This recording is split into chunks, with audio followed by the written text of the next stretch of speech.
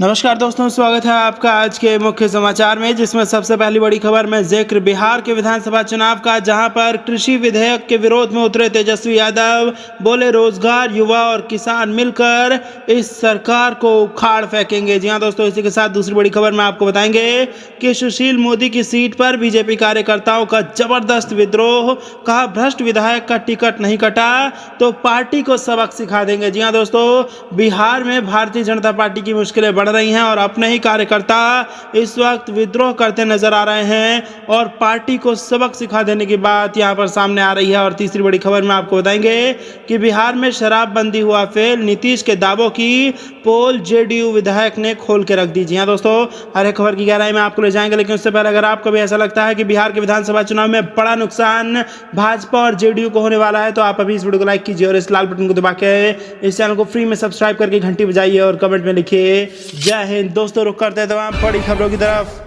कृषि विधेयक के विरोध में उतरे तेजस्वी। बोले बेरोजगार युवा और किसान मिलकर इस सरकार को उखाड़ फेंकेंगे। जी हां दोस्तों, केंद्र की नरेंद्र मोदी सरकार द्वारा लाया गया किसान उपज व्यापार एवं वाणिज्य विधेयक 2020 और किसान का मूल्य आश्वासन अनुबंध एवं कृषि सेवाएं विधेयक 2020 विवादों में घिर गया है। हालांकि ये दोनों ही विधेयक लोकसभा में पारित हो गया है, पर विधेयक को किसान विरोधी बताते हुए गुरुवार को केंद्रीय मंत्री और शिरोमणि अकाली दल की सांसद हरसिमरत कौर बादल ने मोदी मंत्रिमंडल से इस्तीफा दे दिया है। जाहिर है विपक्षी दलों के विरोध के बीच अपने सहयोगियों का साथ खोना मोदी सरकार के लिए झटका माना जा रहा है। इसी क्रम में अब बिहार में नेता प्रतिपक्ष तेजस्वी यादव ने भी विरोध का स्वर बुलंद करते हुए मोर्चा खोल दिया है। अध्यादेश वापस लाने की मांग करते हुए तेजस्वी यादव ने ट्वीट किया, नौजवान के बाद किसान अब सरकार के निशाने पर। आरजेडी किसान विरोधी डबल इंजन सरकार द्वारा लोकसभा में पारित किसान विरोधी अध्यादेशों पर मुखरता से अपना पुरजोर विरोध प्रकट करती है। बेरोजगार युवा और किसान मिलकर इस निकम्मे सरकार को उखाड़ फेंकेंगे। बता दें कि किसान उपज व्यापार एवं वाणिज्य विधेयक 2020 में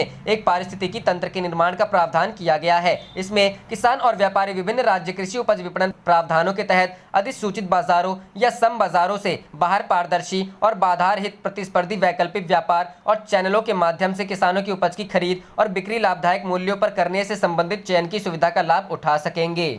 रुख करते हैं अगली खबर की तरफ। सुशील मोदी की सीट पर बीजेपी कार्यकर्ताओं का विद्रोह। भ्रष्ट विधायक का टिकट नहीं काटा तो पार्टी को सबक सिखा देंगे। जी हां दोस्तों, बिहार के डिप्टी सीएम सुशील कुमार मोदी की सीट पर बीजेपी कार्यकर्ताओं ने गदर काट दिया है। पार्टी को चेतावनी दे दी है, इस बार विधायक का टिकट नहीं काटा तो सबक सिखा देंगे। बीजेपी के बागी नेताओं ने प्रधानमंत्री नरेंद्र मोदी के जन्मदिन के मौके पर लिट्टी चोखा का भोज किया और पार्टी खुला मैसेज दे दिया। पटना के कुम्हरार सीट का है मामला पटना शहर के कुम्हरार सीट का मामला है। ये वो सीट है जहां से पहले सुशील कुमार मोदी चुनाव जीते थे। उन्होंने सीट खाली की तो उनके खास अरुण कुमार सिन्हा को टिकट मिला। अरुण कुमार सिन्हा लगातार चौथी बार इस सीट से विधायक है। कुम्हरार सीट बिहार में बीजेपी की सबसे सुरक्षित सीट मानी जाती है। यहाँ बीजेपी के कार्यकर्ताओं और नेताओं ने अपनी ही पार्टी के विधायक के खिलाफ मोर्चा खोल दिया है। रुख करते हैं अगली खबर की तरफ। बिहार में शराबबंदी फेल, नीतीश के दावों की पोल जेडीयू विधायक ने खोल दी। जी हां दोस्तों, बिहार में शराबबंदी कानून लागू होने के बाद मुख्यमंत्री नीतीश कुमार भले ही इसकी सफलता को लेकर चाहे लाख दावे कर ले, लेकिन जमीनी हकीकत उनकी पार्टी के विधायकों को भी पता है। जेडीयू विधायक ने अब नीतीश सरकार की तरफ से की गई शराबबंदी की पोल खोल डाली है। चिनारी विधानसभा से जेडीयू के विधायक लल्लन पासवान आरोप लगाया है कि उनके इलाके में धड़ल्ले से शराब का कारोबार हो रहा है। विधायक लल्लन पासवान में शराब के अवैध कारोबार का ठीकरा चिनारी थानाध्यक्ष पर फोड़ा है। जेडीयू विधायक का कहना है कि पुलिस की मिलीभगत से चिनारी में शराब की बिक्री धड़ल्ले से हो रही है। बिहार के मुख्यमंत्री नीतीश कुमार ने शराबबंदी का जो ऐतिहासिक फैसला किया था, उसकी हवा पुलिस वाले ही निकाल रहे हैं। विधायक ने इसकी शिकायत जिले के एसपी और बिहार के डीजीपी से की है। राष्ट्रीय लोक समता पार्टी से पाला बदलकर जेडीयू में शामिल होने वाले लल्लन पासवान ने शराबबंदी को लेकर जो गंभीर आरोप लगाए हैं, उससे चुनाव के पहले सरकार की फजीहत होनी तय है। बीजेपी या फिर स्थानीय एसपी जेडीयू विधायक की शिकायत पर क्या कार्रवाई करते हैं,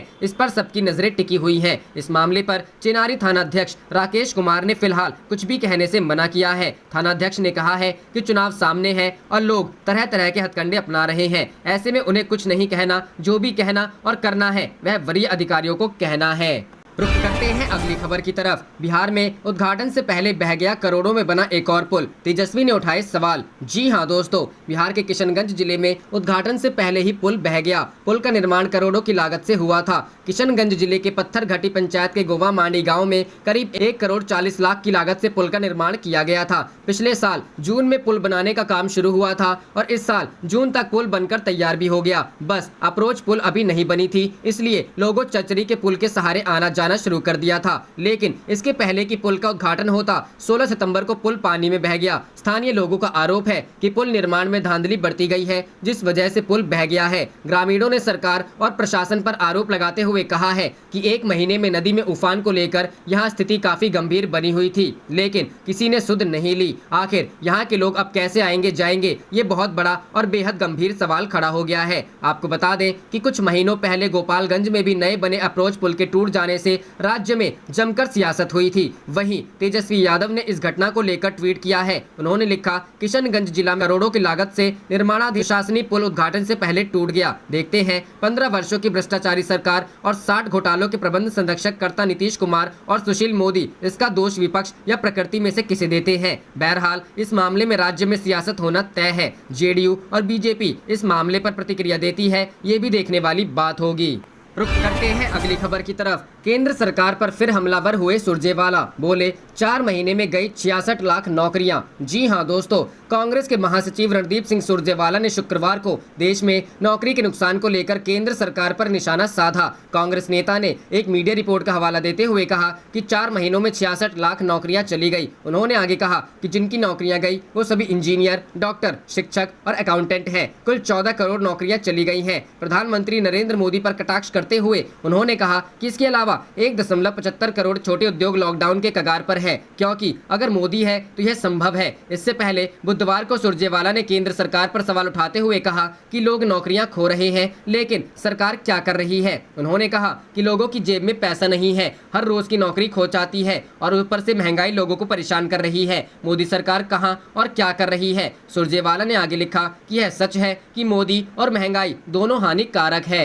रुख करते हैं अगली खबर की तरफ। किसानों के समर्थन में उतरे नवजोत सिंह सिद्धू, ट्विटर पर दी यलगार, अस्तित्व पर हमला बर्दाश्त नहीं, इनकलाब जिंदाबाद। जी हां दोस्तों, किसान बिल के खिलाफ पंजाब और हरियाणा में किसानों का विरोध बढ़ता ही जा रहा है। इस बीच पंजाब सरकार के पूर्व मंत्री और कांग्रेस नेता नवजोत सिंह सिद्धू ने साल भर के लंबे अंतराल के बाद ट्विटर पर इस मुद्दे पर लड़ाई छेड़ी है। उन्होंने कहा है कि पंजाबी अस्मिता पर हमला बर्दाश्त नहीं किया जाएगा। सिद्धू ने पंजाबी में ट्वीट किया, किसानी पंजाब दी रूह, शरीर दे घाव भर जान दे हन, पर आत्मा ते वार, साडे अस्तित्व उत्ते हमला बर्दाश्त नहीं, जंग दी तूती बोलदे हैं, इनकलाब जिंदाबाद, पंजाब पंजाबियत ते हर पंजाबी किसान दे नाल। इसका मतलब है किसानी पंजाब की रूह है, शरीर के घाव भर जाते हैं पर आत्मा पर वार, हमारे अस्तित्व पर हमला बर्दाश्त नहीं, युद्ध का बिगुल फूलता है, इनकलाब जिंदाबाद, पंजाब पंजाबियत और हर पंजाबी किसान के साथ। सिद्धू ने दूसरे ट्वीट में केंद्र सरकार पर निशाना साधा है और लिखा है, सरकारें तमाम उम्र यही भूल करती रहीं, धूल उनके चेहरे पर थी, आईना साफ करती रही। लोकसभा में 2 किसान बिल पारित होने के बाद सियासत गर्मा गई है। बीजेपी की सहयोगी अकाली दल की मंत्री हरसिमरत कौर ने मोदी मंत्रिमंडल से इस्तीफा दे दिया है। उनके इस्तीफे को पंजाब के सीएम कैप्टन अमरिंदर सिंह ने नौटंकी करार दिया है। उधर पंजाब और हरियाणा में किसानों का आंदोलन तेज हो गया है। किसान इस बिल को वापस लेने की मांग कर रहे हैं। किसानों को डर है कि नए किसान कानून से उन्हें फसलों पर न्यूनतम समर्थन मूल्य नहीं मिल सकेगा। रुख करते हैं अगली खबर की तरफ। प्रवासी मजदूरों के बाद कोरोना वॉरियर्स पर घिरी मोदी सरकार, राहुल गांधी ने बोला हमला। जी हां दोस्तों, प्रवासी मजदूरों के बाद अब केंद्र की नरेंद्र मोदी सरकार कोरोना वायरस महामारी के दौरान जान गंवाने वाले डॉक्टर और मेडिकल स्टाफ के मामले पर घिरती हुई नजर आ रही है। दरअसल हाल ही में सरकार की तरफ से राज्यसभा में एक लिखित सवाल के जवाब में कहा गया कि उनके पास कोरोना वायरस से लड़ते हुए जान गंवाने वाले डॉक्टरों, नर्सों या मेडिकल स्टाफ का कोई आंकड़ा नहीं है। इस मामले को लेकर अब कांग्रेस पार्टी के पूर्व अध्यक्ष राहुल गांधी ने मोदी सरकार पर हमला बोला है। राहुल गांधी ने राज्यसभा में दिए गए मोदी सरकार के बयान से जुड़ी एक खबर अपने ट्विटर हैंडल पर शेयर करते हुए कहा, प्रतिकूल डाटा मुक्त मोदी सरकार, थाली बजाने दिया जलाने से ज्यादा जरूरी है उनकी सुरक्षा और सम्मान। मोदी सरकार कोरोना वॉरियर का इतना अपमान क्यों? आपको बता दें कि इस मामले को लेकर राज्यसभा में केंद्रीय स्वास्थ्य एवं परिवार कल्याण राज्य मंत्री अश्विनी कुमार चौबे ने कहा था कि स्वास्थ्य सेवाएं राज्य सरकार के अंतर्गत है, इसलिए केंद्र के पास इस बारे में कोई आंकड़ा आसान नहीं है। गौरतलब है कि इससे पहले प्रवासी मजदूरों के मामले को लेकर भी राहुल गांधी ने मोदी सरकार को घेरा था। दरअसल एक लिखित सवाल के जवाब में केंद्रीय मंत्री संतोष गंगवार की तरफ से कहा गया था कि सरकार के पास लॉकडाउन के दौरान जान गंवाने वाले प्रवासी मजदूरों का आंकड़ा नहीं है। साथ ही संतोष गंगवार ने कहा कि सरकार के पास यह आंकड़ा भी नहीं है कि लॉकडाउन में कितने प्रवासी मजदूरों का रोजगार छिना। सरकार के इस बयान पर राहुल गांधी ने ट्वीट करते हुए कहा, मोदी सरकार नहीं जानती, हाँ मगर दुख है सरकार पे असर न हुई। उनका मरना देखा जमाने ने, एक मोदी सरकार है जिसे खबर न हुई। रुख करते हैं अगली खबर की तरफ। शिवसेना ने मोदी सरकार की नीतियों पर उठाए सवाल, लॉकडाउन और नोटबंदी को कहा बिना प्लानिंग का फैसला। जी हां दोस्तों, शिवसेना ने मोदी सरकार की नीतियों पर उठाए सवाल, लॉकडाउन और नोटबंदी को कहा बिना प्लानिंग का फैसला। महाराष्ट्र में बीजेपी से नाता तोड़कर कांग्रेस और एनसीपी के साथ सरकार बनाने वाली शिवसेना ने मोदी सरकार पर हमला करना नहीं छोड़ा है। अब अर्थव्यवस्था और जीएसटी के मसले पर शिवसेना ने मोदी सरकार को कटघरे में खड़े करने की कोशिश की है। शिवसेना ने शुक्रवार को पार्टी के मुखपत्र सामना में मोदी सरकार की नीतियों का विरोध करते हुए लिखा, कोरोना वायरस संकट के कारण राज्य को आर्थिक नुकसान हुआ है, राज्य वित्तीय सहायता की भीख मांग रहे हैं। इस आर्थिक मंदी की जिम्मेदार केंद्र सरकार है। बिना प्लानिंग के लॉकडाउन और नोटबंदी जैसे कदमों ने अर्थव्यवस्था को पटरी से उतार दिया है। सामना में लिखा गया है, कोरोना वायरस संकट के कारण लगाए गए लॉकडाउन के कारण देश में अनिश्चितता और अराजकता की स्थिति बनी हुई है। केंद्र सरकार राज्यों की तकलीफों को दूर करने पर ध्यान नहीं दे रही है। सामना में पूर्व पीएम मनमोहन सिंह का जिक्र करते हुए पीएम मोदी पर हमला बोला गया है। इसके मुताबिक पीएम रहने के दौरान मनमोहन सिंह ने गुजरात की मदद की थी। आज कोरोना और लॉकडाउन से राज्यों की स्थिति खराब हो चुकी है। राज्य केंद्र सरकार से जीएसटी के बकाये और आर्थिक पैकेज की मांग कर रहे हैं। इसके बावजूद केंद्र सरकार राज्यों की मदद करने से कतरा रही है। रुख करते हैं अगली खबर की तरफ। उपचुनाव से पहले भाजपा को बड़ा झटका, पूर्व विधायक पारुल सिंह ने थामा हाथ का साथ। जी हां दोस्तों, उपचुनाव से पहले भाजपा की पूर्व विधायक पारुल साहू ने एक बड़ा झटका देते हुए कांग्रेस का हाथ थाम लिया है। पूर्व सीएम कमलनाथ ने कांग्रेस कार्यालय में पारुल को सदस्यता दिलाई। सुर्खी विधानसभा से कांग्रेस के टिकट पर लड़ना लगभग तय माना जा रहा है और कयास लगाए जा रहे हैं कि पारुल मंत्री गोविंद सिंह राजपूत के खिलाफ कांग्रेस से प्रत्याशी हो सकती हैं। इस मौके पर कमलनाथ ने शिवराज सिंह पर हमला किया और कहा, पारुल के पिता हमारे अच्छे साथी रहे। पारुल साहू ने गुरुवार रात को भोपाल पहुंचकर कमलनाथ से की मुलाकात की थी। गौरतलब है कि पूर्व में पारुल ने भाजपा प्रत्याशी के तौर पर गोविंद सिंह राजपूत को सुर्खी विधानसभा से चुनाव हराया था। भोपाल कांग्रेस की सदस्यता लेने के बाद पारुल ने बड़ा बयान देते हुए कहा कि सुर्खी की जनता की आवाज बनूंगी, मेरी लड़ाई डर और अहंकार के खिलाफ होगी। रुख करते हैं अगली खबर की तरफ। मायावती के बाद अखिलेश ने भी तोड़ी चुप्पी, बोले किसानों का शोषण करने के लिए बीजेपी लाई विधेयक। जी हां दोस्तों, कृषि से संबंधित बिलों को लेकर देश में विरोध बढ़ता ही जा रहा है। एक के बाद एक राजनीतिक दल और नेता इसके विरोध में खड़े हो रहे हैं। अब तक इस मुद्दे पर मौन अखिलेश यादव ने भी चुप्पी तोड़ी है। उन्होंने इन बिलों का विरोध जताया है। अखिलेश ने इन्हें शोषणकारी बताया है। साथ ही उन्होंने कहा कि ये बिल किसानों को अपनी ही जमीन पर मजदूर बना देंगे। अखिलेश ने इस बारे में ट्वीट के जरिए अपनी राय रखी। उन्होंने कहा, भाजपा सरकार खेती को अमीरों के हाथों गिरवी रखने के लिए शोषणकारी विधेयक लाई है। ये खेतों की मेड़ तोड़ने का षड्यंत्र है और साथ ही एमएसपी सुनिश्चित करने वाली मंडियों के धीरे धीरे खात्मे का भी। भविष्य में किसानों की उपज का उचित दाम भी छिन जाएगा और वो अपनी ही जमीन पर मजदूर बन जाएंगे। रुख करते हैं अगली खबर की तरफ। चुनाव से पहले एनडीए में नहीं थम रहा घमासान, एलजेपी में तेज हुई अकेले चुनाव लड़ने की मांग। जी हां दोस्तों, बिहार विधानसभा चुनाव से पहले एनडीए में घमासान तेज होते दिख रहे हैं। नीतीश कुमार के विरोध में मोर्चा खोलकर बैठे लोक जनशक्ति पार्टी अध्यक्ष चिराग पासवान के समर्थक अब अलग अलग चुनाव लड़ने की मांग कर रहे हैं। पार्टी के कई नेताओं ने अकेले बिहार विधानसभा चुनाव लड़ने की मांग कर दी है। लोजपा अल्पसंख्यक सेल ने की मांग। लोक जनशक्ति पार्टी के अल्पसंख्यक सेल ने अकेले चुनाव लड़ने की मांग की है। पार्टी के अल्पसंख्यक सेल के अध्यक्ष अशरफ अंसारी ने कहा है कि समय आ गया है कि पार्टी को अकेले मैदान में उतरकर अपनी ताकत दिखानी चाहिए। बिहार के लोग चिराग पासवान का खुलकर समर्थन कर रहे हैं, लिहाजा पार्टी को फैसला लेना चाहिए। अशरफ अंसारी ने कहा कि लोक जनशक्ति पार्टी के अल्पसंख्यक सेल को ये लग रहा है कि अकेले विधानसभा चुनाव लड़ने से पार्टी और ज्यादा मजबूत होगी। हालांकि इस पर आखिरी फैसला चिराग पासवान करेंगे और उनका हर फैसला पार्टी के सभी कार्यकर्ताओं को मान्य होगा। दरअसल पिछले दिनों बीजेपी के राष्ट्रीय अध्यक्ष जेपी नड्डा से लेकर दूसरे नेता लगातार ये कहते रहे हैं कि विधानसभा चुनाव में लोक जनशक्ति पार्टी उनके साथ रहेगी, लेकिन नीतीश कुमार पूरी ताकत से चिराग को निपटाने की रणनीति पर काम करने में लगे हैं। बिहार की सियासत में अप्रासंगिक हो चुके जीतन राम मांझी को नीतीश कुमार ने एनडीए से जोड़ा है। इसके पीछे भी चिराग को निपटाने की ही रणनीति है। उधर लोक जनशक्ति पार्टी नीतीश के सामने नतमस्तक होने को तैयार नहीं दिख रही। पार्टी के कई नेता अकेले चुनाव लड़ने की मांग कर रहे हैं। लोजपा ने 143 सीटों पर तैयारी भी की है। देखना होगा कि बीजेपी इस मसले को कैसे हल करती है। रुक करते हैं अगली खबर की तरफ। जनता के सवालों को सुनते ही भाग खड़े हुए बिहार सरकार के खनन मंत्री, जाने क्या है पूरा मामला। जी हां दोस्तों, बिहार विधानसभा का चुनाव आते ही सारे नेता 5 सालों में किए गए विकास को लेकर अपने क्षेत्र की जनता के बीच जा रहे हैं, लेकिन माननीय रवैये से नाराज जनता कहीं से उनको खदेड़ दे रही है तो कहीं वह खुद जनता के सवालों को सुनकर भागते हुए दिख रहे हैं। ताजा मामला जिले के चैनपुर विधानसभा क्षेत्र के चांद में देखने को मिला, जहाँ देर रात बिहार सरकार के खनन मंत्री बृजकिशोर बिंद, जो चैनपुर विधानसभा क्षेत्र से विधायक हैं, वह अपने विधानसभा क्षेत्र के चांद प्रखंड में नीतीश सरकार और पीएम नरेंद्र मोदी की उपलब्धियों के बारे में जनता को बताने गए थे। मौजूदा सरकार की उपलब्धियों को वे बता रही थी कि जनता उनसे क्षेत्र में हुए विकास को लेकर सवाल जवाब करने लगी। फिर क्या था, मंत्री जी वहां से उठे, गाड़ी में बैठे और भाग खड़े हुए। जनता ने उनसे 5 सालों का हिसाब मांगा, जिसके बाद मंत्री जी थोड़ी देर भी गाँव में नहीं टिके और चलते बने। इस संबंध में ग्रामीणों ने बताया कि मंत्री जी ने अपने विधानसभा क्षेत्र के चांद प्रखंड या जिले में कोई विकास नहीं किया है। हम लोग गली नली सड़क और पानी की किल्लत से जूझ रहे हैं। इस क्षेत्र से जीतने के बाद भी इनका ध्यान इधर नहीं आया। ऐसे में कल जब हम अपनी बात मंत्री जी से कह रहे थे तो मंत्री जी हम लोगों की बात बिना सुने ही यहाँ से गाड़ी में बैठे और भाग गए।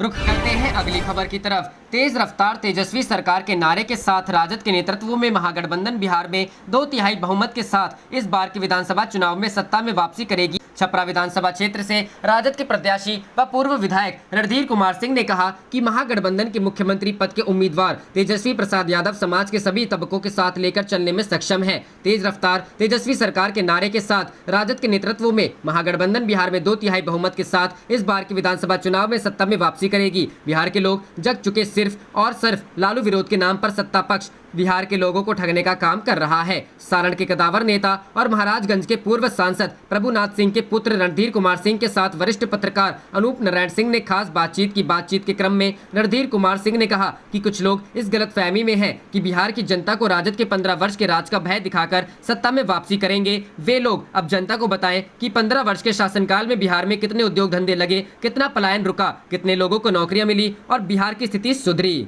करते हैं अगली खबर की तरफ। इस सीट से कन्हैया कुमार के लड़ने की चल रही थी बात। जी हां दोस्तों, बिहार में विधानसभा की सबसे हॉट सीटों में से एक बेगूसराय का बछवाड़ा विधानसभा क्षेत्र एक बार फिर चर्चा में है। पिछले दिनों सोशल मीडिया पर यह भी चर्चा थी कि जेएनयू के पूर्व छात्र संघ अध्यक्ष कन्हैया कुमार बछवाड़ा से अपनी उम्मीदवारी कर सकते हैं, लेकिन भारतीय कम्युनिस्ट पार्टी के महागठबंधन में शामिल होने के बाद अब महागठबंधन में शामिल कांग्रेस से दिवंगत विधायक रामदेव राय के पुत्र शिव प्रकाश गरीबदास की उम्मीदवारी तय मानी जा रही है। बछवाड़ा विधानसभा क्षेत्र से 5 बार विजयी रह चुके रामदेव राय के पुत्र शिव प्रकाश गरीबदास को पार्टी ने कांग्रेस पार्टी से उम्मीदवार बनाना तय किया है। वहीं एनडीए की ओर से भाजपा के कई नेता इस सीट से दावेदारी के लिए पार्टी कार्यालय से लगातार संपर्क में है। दूसरी ओर एनडीए के सहयोगी दल लोजपा से भी कुछ लोग इस सीट पर अपना दावा ठोक रहे हैं। बछवाड़ा विधानसभा क्षेत्र से एनडीए के आंकड़ों पर गौर करें तो एनडीए की हार की वजह भी खुद इनके बागी उम्मीदवार रहे हैं। ऐसे में यह देखना होगा कि एनडीए बछवाड़ा सीट को किस सहयोगी दल को सौंपती है। खास बात यह है कि बछवाड़ा विधानसभा सीट पर अब तक एनडीए ने अपना खाता नहीं खोला है, लेकिन चुनाव नजदीक आते ही उम्मीदवारों की एक लंबी लाइन ने पार्टी के वरिष्ठ पदाधिकारियों को भी असमंजस में डाल रखा है।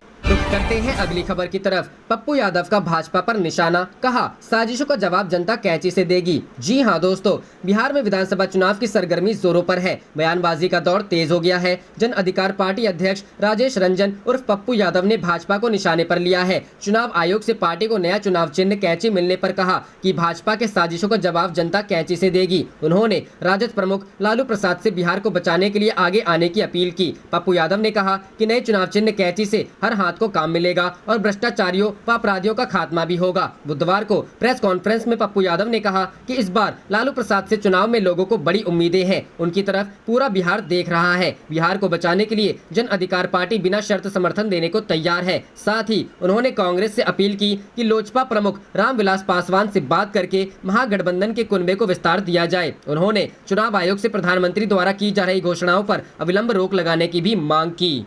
करते हैं अगली खबर की तरफ। संजय राउत का बीजेपी पर हमला, कहा बिहार चुनाव के लिए कंगना का कर रही समर्थन। जी हां दोस्तों, शिवसेना नेता संजय राउत ने रविवार को कहा कि दुर्भाग्यपूर्ण है कि बीजेपी मुंबई की तुलना पाकिस्तान के कब्जे वाले कश्मीर से करने वाली अभिनेत्री कंगना रनौत का समर्थन कर रही है। इसके साथ ही यह बिहार विधानसभा चुनाव को ध्यान में रखते हुए किया जा रहा है। शिवसेना के मुखपत्र सामना में अपने साप्ताहिक स्तंभ रोक ठोक में राउत ने यह भी दावा किया कि मुंबई के महत्व को कम करने का प्रयास पद्धतिबद्ध तरीके से चल रहा है और शहर को सतत बदनाम करना इसी साजिश का हिस्सा है। राउत ने कहा, यह कठिन वक्त है जब महाराष्ट्र में सभी मराठी लोगों को एकजुट हो जाना चाहिए। उन्होंने कहा कि रनौत को समर्थन देकर और सुशांत सिंह राजपूत मामले में अपने रुख के जरिए भाजपा राजपूत और क्षत्रिय जैसी अगड़ी जातियों के वोट हासिल कर बिहार चुनाव जीतना चाहती है। राउत ने कहा, जिस तरह से राज्य का अपमान किया गया उससे महाराष्ट्र का एक भी नेता दुखी नहीं हुआ।